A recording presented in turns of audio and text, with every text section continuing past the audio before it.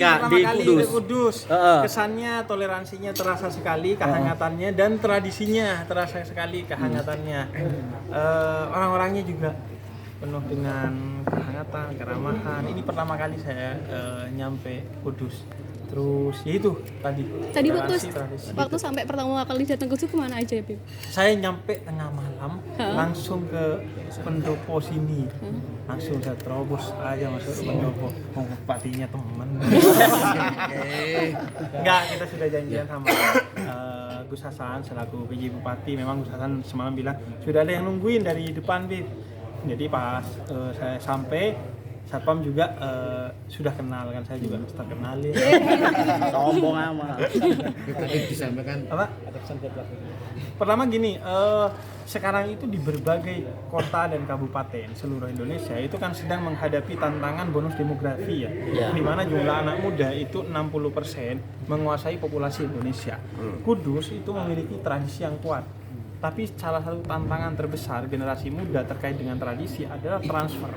Bagaimana tradisi ini secara knowledge dan secara afektif, secara kelakuan itu bisa dilanjutkan secara kontekstual oleh generasi mudanya. Nah, tantangannya itu bagaimana tradisi toleransi, segala tradisi yang positif ini bisa dipahami dan dijalankan serta dikuatkan oleh anak-anak mudanya. Saya rasa itu PR-nya bagi generasi muda. Karena kan biasanya generasi muda ini bawa tradisi baru yang tidak lebih baik dari tradisi lama atau bersikap a priori terhadap tradisi lama kan, dianggap kalau tradisi lama itu kuno.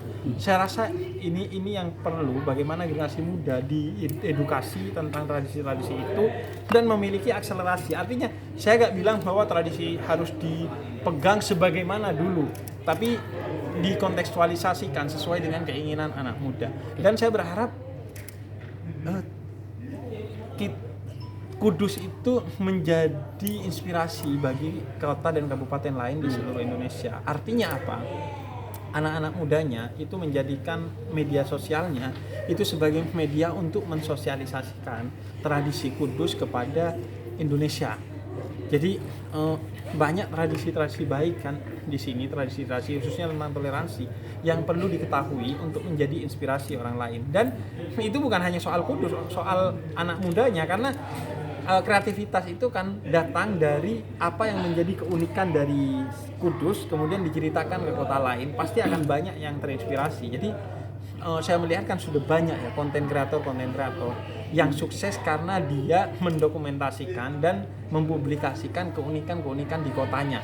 Misalnya di Madiun itu melalui Nope atau saya kira perlu di Kudus itu punya hal yang seperti itu, karena terlalu banyak keindahan, tradisi dan toleransi itu yang perlu disosialisasikan. Dan ngelihatnya pragmatis aja deh, bukan saya mau ikut berkontribusi bagi kemajuan Kudus. Oke lah, gak usah berpikir ke sana, berpikir sederhana. Dengan begitu Anda akan menjadi influencer yang menguntungkan bagi diri Anda.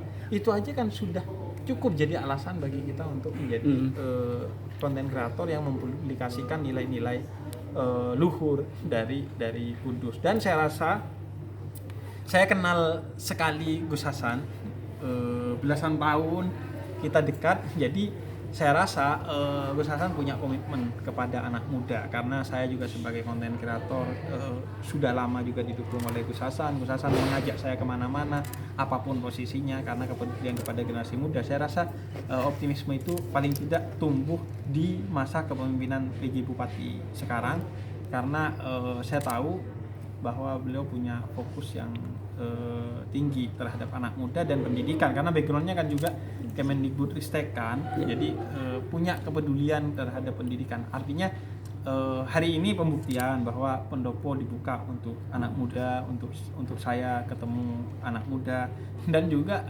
beliau juga sampaikan tadi bahwa ini pertama bukan terakhir, artinya ada komitmen itu. Dan bukan hanya soal saya, siapapun yang mau, saya rasa selama idenya itu keren, saya rasa insya Allah PJ Bupati akan mengakomodir, karena ya saya kenal Gus Hasan udah. Apa yang disampaikan terkait dengan toleransi di media sosial itu seperti apa? Ya, toleransi kan selalu menjadi tantangan kan, apalagi di media sosial. Misalnya survei yang kemudian diakomodir oleh Kementerian Agama beberapa tahun lalu itu konten-konten moderasi itu hanya menguasai sekitar 20 sampai 30% perbincangan di media sosial. 63% konten-konten yang paling tidak moderat yang tersebar di media sosial. Karena itu Kudus penting menjadi inspirasi untuk inilah apa ya? Mendigitalkan pengalaman Kudus melalui media sosial gitu agar ini menjadi inspirasi. Karena gini, jangan diremehkan itu. Karena misalnya Mavindo itu anti hoax, organisasi anti hoax itu mencatat kalau kita di media sosial sekedar bilang apakah berita ini benar, itu menekan 40% laju persebaran hoax. Jadi ketika kita nge-share di media sosial, oh Kudus itu begini, itu jangan diremehkan, itu akan menjadi inspirasi atau paling tidak meneguhkan toleransi di media sosial. Karena kan pada dasarnya manusia itu diciptakan dengan penuh toleransi. Kalaupun harus berperang, kata Allah dalam Al-Quran, meskipun kamu benci, kurhun lakum. Jadi gak ada orang itu cinta peperangan walaupun benar, apalagi yang salah gitu. Semua orang itu cinta kepada toleransi. Kita lahir juga tidak intoleran, kita lahirkan toleran. Saya belum pernah itu nemu bayi kulit hitam yang benci bayi kulit putih, bayi Persebaya benci bayi Persib, itu gak ada kayaknya. Itu kan karena pengalaman buruk ketika dia hidup. Saya rasa itu perlu di-share.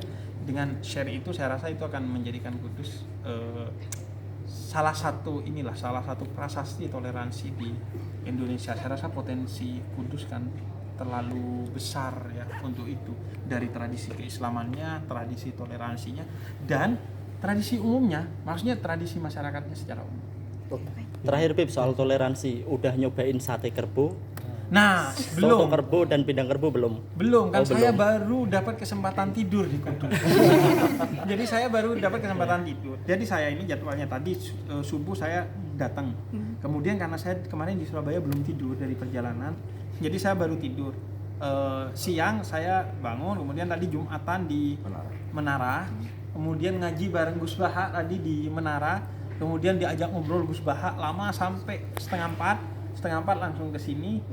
Semoga nanti malam entah sebelum dandangan atau setelah dandangan bisa sate kerbau. Saya kalau sate kerbau nggak ada masalah. Kalau sate babi baru. Iya. Satu pertanyaan dari